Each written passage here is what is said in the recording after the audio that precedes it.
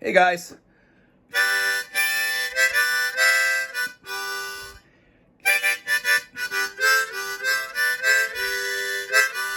Just thought I'd give you a free little music thing on there for a second. Some of you guys have been asking for a little thing. It's not much. I'm still trying to crank out some new songs and stuff like that on the harmonica. I'm learning constantly. I really like learning on the harmonica, but today I want to talk about something different. I want to talk about something that will help you guys a lot in the Philippines and anywhere for that matter. And it's really underused, and that is Google Maps, and not just Google Maps, but Street View. Okay, because a lot of guys when they're looking to find out about a place, they're trying to find out what the neighborhood is like. They're trying to figure it out, and you can actually it's almost like walking through the neighborhood because you use your mouse, and you can pretty much go through the neighborhood at Street View and look around, and you can look up at the buildings and see what they look like, see if they're all trashy or if they're nice. It's a nice and clean neighborhood. And not just that, a lot of people don't use this for this also is if you're talking to a girl online and you want to find out where she lives, if she lives not in the provinces but in a normal building, or a normal house, and it's not set off the street too much, Street View comes in handy for checking out to see where this person lives and see what kind of area she lives in, so you'll know what she's all about and where she's from and everything.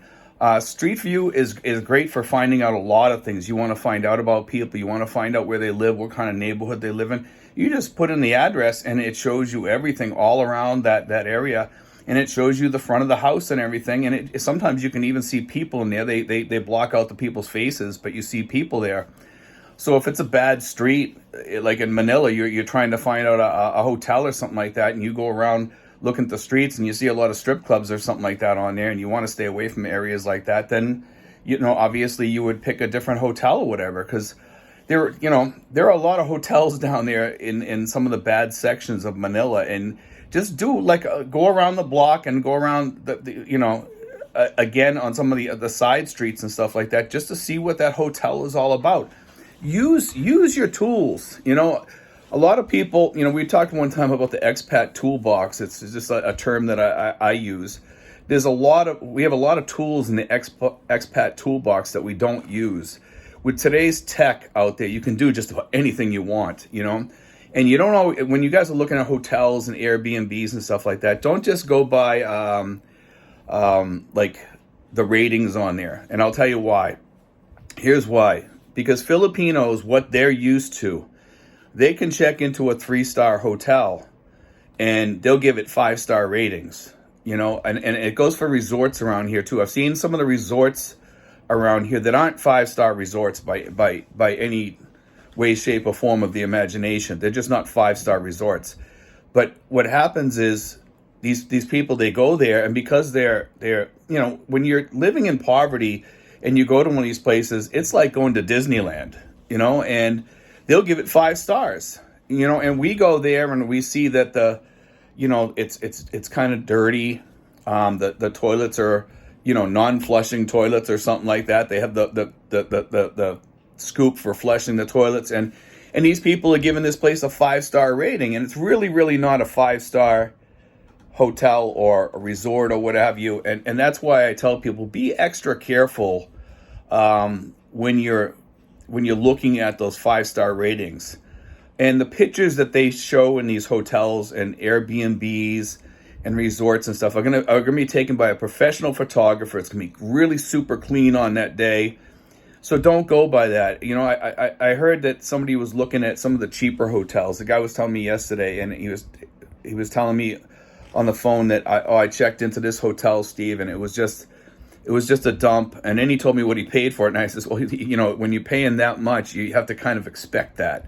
You need to go up, at least $30 to $40 or $50 for a halfway decent hotel, and more than that for a really, really good hotel. A lot of guys here are going for these cheapo hotels and they're expecting a 5-star rating in them, and you're not going to get that. And some of the Filipinos might be giving that place a 5-star or 4-star rating, and you're looking at it saying, well, gee, when I checked in, I didn't see what they saw that rated as a 5, because that's actually an upgrade from their house.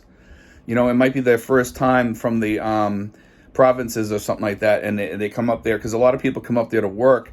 They check into a hotel or something until they find work, and that's the first place they go to, and that's a big uptick from what their living conditions were before. So they give it, you know, a 5-star rating or whatever. They're feeling like a millionaire, staying in a hotel for the night where they make their beds and stuff like that. You know, so it's different. You have to remember where we come from and where they come from, and that's why the ratings are going to be a lot different. So just keep that in mind when you are, you know, checking things out. And also, like I said, use Google Maps and just check out everything on there. You know, do the street view, go around the hotel, check out what it looks like around there. Go out a couple streets, you know, and you can check out the neighborhood and see what's around there. And you can, like I said, street view is great from Manila. You know, it's great from Manila, but it's also great for even out here in Tracy Martirez. It's great for all kinds of places. Tracy Martirez has a great street view, and it's pretty much the reality of what it is around here. It's not a bad area here. You can go out in Laguna, you can go out in Alabang and check in Alabang and do street view out there. That's a great place to kind of practice, is in Alabang, because a lot of people don't talk about Alabang, and Alabang is actually a very, very nice place to check out for you guys.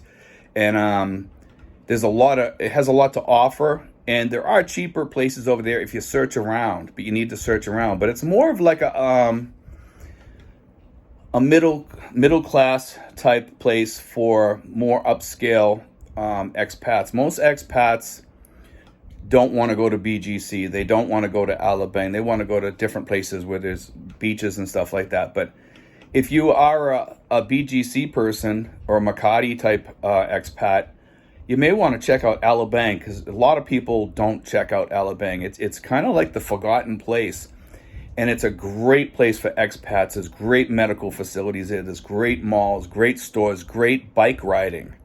It's clean. It's like going to some really, really nice city that's in the United States. I'm not talking about like Los Angeles. I'm talking like, you know, some of these nice towns like Boston or you know, places like that. Only there's bike riding there. You can ride your bike there. They have it all sectioned off for bike riding there, and it's safe. They have nice parks there to go to. Beautiful places in Alabang. Do me a favor. If you guys have the money and you're willing to pay $400 or $500 a month for an apartment, even if you don't, just to practice street view, do Alabang and go and start in downtown Alabang and check out the malls and check out the places there, check out the stores, the bike riding areas and stuff like that, and you'll see what I'm talking about. And I think you guys will actually enjoy it. It's a great place to actually visit, at least for a day or two.